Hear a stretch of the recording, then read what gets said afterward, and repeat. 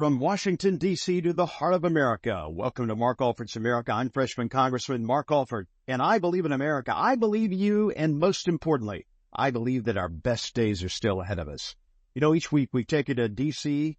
to take you behind the scenes there in the district to let you meet some of the great folks that I work with day in and day out to make America great again. Sometimes we're in the district doing the same thing, but today we're doing something a little bit differently. We're nearing the anniversary of the Hamas invasion of Israel 1 year ago this week. So we wanted to take you back to a show that we did in April of this year from Jerusalem. Several congressmen and their wives went to Israel to see firsthand the kibbutzes where so many people were brutally murdered and burned alive. We went to the Nova concert site. We met with hostage families and heard their stories. We met with Benjamin Netanyahu. Well, it was a very compelling week. We did a Mark Alford's America from the back courtyard of the King David Hotel overlooking the old city of Jerusalem, and we thought, given the anniversary of this horrific event, we should revisit that episode and let you hear our perspective of what we saw in Israel. You see, I believe in America, but I also believe in Israel and its right to self-defense. This war could be over today if Hamas would simply surrender and release the hostages. It's not time for a ceasefire. It's time for Israel to finish their job in Gaza and now in Lebanon. And now rejoin us as we go back to the week of April 3rd from the back portico of the King David Hotel in Jerusalem. We are coming to you from Israel. That's right. We are on the portico of the King of David Hotel in Jerusalem. We can see the Temple Mount from where we're sitting right here. This is a trip for congressmen and women put on by the American Israel Education Foundation. And tonight, we have two members of that. Matt Engel, he's on the board with Betsy Korn. You'll be hearing from them. But also with us tonight is Russell Fry, the president of the freshman class for the 118th Congress. He is a congressman from the 7th District of South Carolina, and Eric Burlison from the 7th District, just below our district in Missouri. Good to have you guys here. Can you believe we were out on a cool night in Jerusalem? Inside, we can see the Temple Mount. Tomorrow, we are walking over, or we're going to go over and see the Church of the Holy Sepulchre and all the religious sites that we hold so dear to our religious traditions. Eric, what's your impression of being here? Well, for me, this is, as a Christian, this was a bucket list item. It's something that I've always wanted to see and put, see firsthand the place where the stories that I've read about my whole life.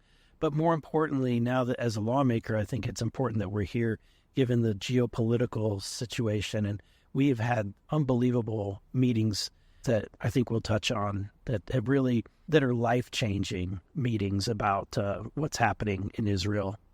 Russell, last night we went to, or maybe the night before, I've kind of lost track, but we went down into the old city of David. They have dug down some 30, 40 feet, layers upon layers of history. We saw where King David's house used to be, and Hezekiah, the waterway that he built, and the pool of Shalom where Jesus healed the blind man. In the Bible, we read about that. How are seeing these sites changing your life? Well, I think, Eric kind of hit it square on the head. You walk in the same place that these historical figures walked. You see roughly the same things that they saw. And you grow up and you learn about these things from a book, and you believe, and you have faith. But then to have the reality set in that, holy cow, this whole city, this whole country, quite frankly, is built layer on layer on history. And it's, from a historical perspective, it's awesome to see them uncover this. But from a faith journey perspective, last night was just absolutely out of this world. AIPAC has put on this trip, and they've done this for years and years.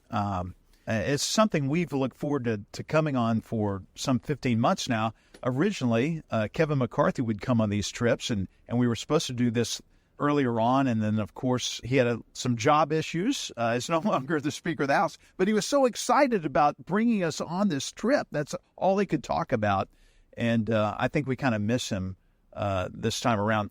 Matt, how many of these trips have you been on? So this is the first trip that I've had the privilege to go on with the AIF with members of Congress. But I've been to Israel at least 12 to 15 times or something through my lives. First as a young teenager, and to me, it's just incredible to be here to appreciate the history, the kind of shared traditions. And for me, when I think of Israel, I think of family, which, while I don't have any family in Israel right now, just the generations and generations that go before all of us into our shared tradition, the Judeo-Christian world, and to be able to be here and meet the people and to see their everyday lives and how they're living under such, sometimes challenging situations, but thriving in a country that's less than 100 years old. It's just very special to be here. So you've been here many times. You've seen the historical sites. What is the most impactful historical site for you, and why? Well, you mentioned Ir David, City of David, and to me that is just incredible. I mean, when you see the Bible come to life and you see archaeological fact that confirms it, it's just, it blows my mind away to think that we are walking through the steps of David and Solomon and Jesus and so many incredible biblical and religious leaders that have come before us. So it's incredibly special for me to see that. Betsy, what is the purpose of bringing congressmen and women here to see for themselves all this tradition and now the conflict, and we'll get into that a little bit later, the conflict between Hamas and Israel? So AIPAC is the American Israel Public Affairs Committee, and we're the pro-Israel lobby, and our mission is to ensure that the United States stands with its ally Israel. And for so many reasons, and a big reason is we have shared common values, and Israel is the only democracy in this part of the world, and we are better together, the United States and Israel. And that is our mission. We take members of Congress to Israel, and it's really interesting for us to see, particularly freshmen who've never been to Israel before. It's really amazing for us to see Israel through your eyes. And the religious and historical part is eye-opening and life-changing for almost everybody that comes here. But then strategically, it's very important for us to take you down south where we went today. Unfortunately, we're in a time of war, so being down south was really unbelievably difficult today. But it's also really important to go up north to the Golan and to stand on the Golan and look and see how close Lebanon is and how close Syria is. And I think when members of Congress go back and they vote and they have issues that come up with Israel, to actually be educated and to know that Israel is a tiny country the size of New Jersey with enemies on every border, but really close on their borders. I've stood up on the Golan and I've seen rockets go off, and I've seen Islamic Jihad and Hezbollah flags within a few hundred yards. And I think that's very, very powerful. Why is it important that the U.S. support Israel? We have the same values. We believe in what's right in the world. We share a lot of commonalities. As Matt said, the Judeo-Christian tradition is very strong, but this is really the birthplace of all religion, and we are better together as allies, and we work together wonderfully as allies, and we all need to remember that. Right now, we have not funded a supplemental relief package for Israel. Russell, what are your thoughts on that? From a legislative perspective, there's vehicles, right? That's how I look at a bill, right? How can you get from point A to point B? The end result is, and again, we've seen this firsthand today, they need the help, they need the equipment, not only for the message that it sends, but for the equipment and things that you're going to do. If the mission is to eradicate Hamas, and that is Israel's mission, and to make sure that they don't come back into power, so they don't have these incursions and terrorism activities on their border, the longer that we wait, the worse it becomes. We had this in the House a couple weeks ago, where you had the bill that came up. It was a standalone package. I think that's the best way to do it. It's the cleanest way to do it. It doesn't muddy the waters. Israel needs to be the sole focus here. And I think it's time that the Senate and quite frankly, the administration get on board with that. Eric, what are your thoughts on the funding Israel? Yeah, whenever I ran for office, I would, often be asked about foreign aid, and I would say, in general, I'm skeptical of foreign aid, but for one country, and that's Israel, for an innumerable number of reasons. I think that Israel as a nation, we have to keep in mind that they are basically taking the punches for us as Americans. They're on the front lines, and if Israel were not in its position, the enemy that Israel is facing would quickly turn its attention and its gaze on the United States. And so I think that we have to recognize that. I also think that as a Christian, the Bible specifically says in the Old Testament, says, he who honors Israel will be blessed, and he who curses will be cursed. And I don't want to be on the other end of that. I want to be, when it comes to the end times, I want to be the nation that is rallying behind the right cause and the right people. Well said. Hey, listen, we're going to be right back after these commercial breaks. We are on the portico of King David Hotel, overlooking Temple Mount, out with some friends here, and we're talking about Israel and the link between America and Israel. And when we come back, we're going to talk about what we witnessed today. We actually went to a kibbutz down in the southern part, right just a stone's throw from the Gaza Strip. We saw some of the sights that were unbelievable, some of the sights that the general public does not get to see. And we're going to talk about the impact that's had on us, some of the people that we met along the way, and share some of those stories when we come back. You're listening to Mark Alford's America. Stay with us. Welcome back to Mark Alford's America, where each week we give you a behind-the-scenes look at our district and what's happening in the District of Columbia on Capitol Hill. Today, we are taking you back to a show that we did back in April from the back portico of the King David Hotel overlooking the old city of Jerusalem in Israel. We were there to see firsthand the devastation and the destruction caused by the Hamas terrorists on October 7th. And now we've rejoined that show. Tonight, we're doing something a little bit different. We are on the portico of King David Hotel overlooking the Temple Mount, the old city of Jerusalem. We're talking with some good friends of mine, Russell Fry, a congressman, Eric Burlison from Missouri, a congressman, and Matt Engel and Betsy Korn, who have helped bring us here through the American Israel Education Foundation. We're talking about what we saw today, and we went down to the very southern part of Israel to visit some kibbutzes, where basically communes where people live and work together, largely agrarian, growing a lot of crops. But it was an area that was attacked on October 7th. And I cannot believe what we saw there today, Eric. Describe in your words what we saw and the impact it had on you. Yeah, it was absolutely life-changing. We saw some of the video footage. Everyone saw these attacks from different videos that were really recorded by the members of Hamas who were attacking. They were using GoPro cameras. We all saw it on television, but to actually be there and see the bullet holes, to be able to feel the bullet holes in the walls, next to children's playground areas, next to trampolines, and seeing the kids' toys, seeing the homes that were burnt up, and know how many people were slaughtered. And what was the juxtaposition was that we're talking about a place that it's so lush. The flowers, and it's in spring. It was just a beautiful setting. I mean, a great place. You can see why people would want to live there. And to think of the fact that you had all of this beauty and love and joy, and clearly a community of people that were very peaceful, and yet the most evil, absolute evil, is the only way to explain what happened to them. And it's just life-changing. It really stood out to me as we were walking through. It's like time stood still.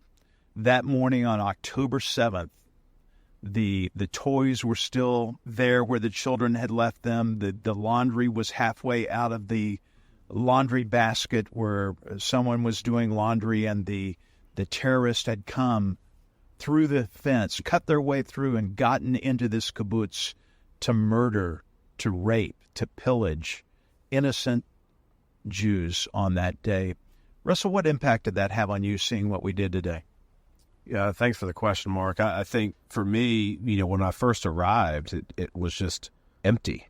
and silent and quiet. And I don't know why it flashed into my head, but everyone's seen pictures of Chernobyl, right, where there are towns that are gone and there's a swing set there. And this kind of reminded me of seeing something like that there was very little human activity. And like Eric said, just to see a once thriving little community, and they've got flowers and bushes and crops and houses and playgrounds and cafeterias, to see that just completely empty, and not just empty, but destroyed. You know, when you walk through these houses that are completely burned up, when you see burned equipment and things in the house next to somebody's children's shoes, I will remember that for the rest of my life. And Eric, there's a lot of truths that are being overlooked or being masked over in this whole ordeal. Yeah, and one of the things that I'm going to take back with me, and I hope that this listening audience can tell everyone about, is that the civilians, the quote unquote civilians in Gaza, the Palestinian civilians, were the ones that entered on the third wave after things have been cleared by the military, by the Hamas military. They came in and looted and kidnapped. So to say that the civilians, the quote unquote civilians of Gaza and Palestine, are innocent of this is not exactly accurate. We also heard tonight from a family of a hostage that was taken at the Nova concert, an outdoor concert. You've seen the video of it. Hundreds of people killed there and many, many people taken hostage. Matt, what type of impact did their testimony tonight have on you? Yeah, it's really tough to hear. I mean, the Nova Music Festival is a sight that, for me, hits me right between the eyes, and I have a hard time getting past that, because it's a scene of thousands of mostly young people, 20-somethings in the prime of their life, just celebrating life, celebrating music, despite being, in a country where there's so many challenges and so many threats around them, just living life to the fullest, and to be attacked in broad daylight at sunrise when they had no idea it was coming. The utter pure chaos of them running in all directions in open fields, hiding in the grass, trying to get away, hiding in little shelters, and just being massacred and taken hostage is to me something that I have really trouble wrapping my head around. IDF, the Israeli Defense, we heard from a brigadier general today talking about these difficult decisions they have to make, this almost gentle, surgical, precise finishing off of Hamas while keeping in mind the precious hostages that are there and their lives are in danger. Right, Betsy? Yeah, it's a unbelievably difficult calculation that they have to make. And this is the trauma that the country is going through. They know and they are determined that they have to win this war. They have to defeat Hamas, and they have to get back the hostages. This country needs to survive by having this done. This country is always going to be in a little bit of a state of trauma after this because of the horror of what happened.